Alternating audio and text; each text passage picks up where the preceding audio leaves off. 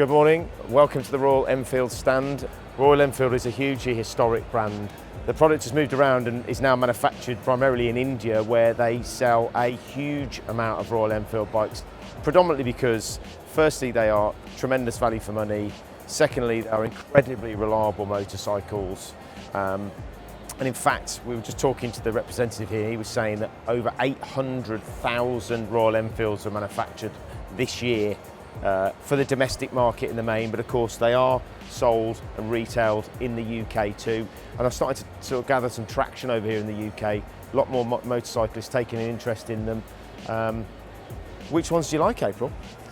To be honest, I like all of them really. It's quite hard to make a decision. Obviously, one of the best things for me is that every single one that I sit on, my feet are flat on the floor. It's really useful, especially if you're going to be riding a bike around town. Yeah. Trying to filter in London traffic is not the most fun thing to do, especially if you don't feel like you're fully in control of your motorcycle. It's not too bad. You'd know about it. Yeah. You'd be thinking, crikey, that goes well. Oh, when I get my bike, I'm going to be in 20-mile-an-hour zones in London, and that's it.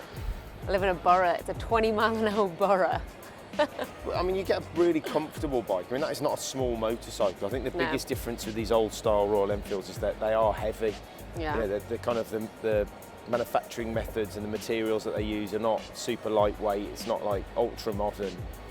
So you do get a heavier motorcycle, but with weight you get something that's more refined, nicer ride quality. It's just a more relaxed way of riding a motorcycle. Surely that's why you can bash it around as well, and why they use them in India as well. The mechanics on it are, I mean, to say they're tried and tested is the understatement of the century. You know, they've been around pretty much that long. Yeah. Yeah, they're bulletproof. And it's very, very. And the other trick, especially, you know, and forgive me, but you know, in the less affluent areas where these motorcycles are super popular, they're incredibly cheap to fix and maintain. Yeah, yeah. It's like not special parts. It's just like bog standard. And the parts are plentiful out there. Yeah. Of course, people can fabricate their own pieces for it because it's so simple. It's a bit like a Meccano set. But I don't really know which style I would go for. It's also a bit of a beauty contest, isn't it? Yeah. There's too many pretty ones to choose from. It definitely is. There's a brand new bike, Continental GT 650. So this is the newest bike in the range. Blue tank. There's a beautiful variant over there in the white with a sort of a grey accent on the tank as well. One of the interesting things is they are limited to 47 brake horsepower. So that means the bikes are usable for A2 licence holders.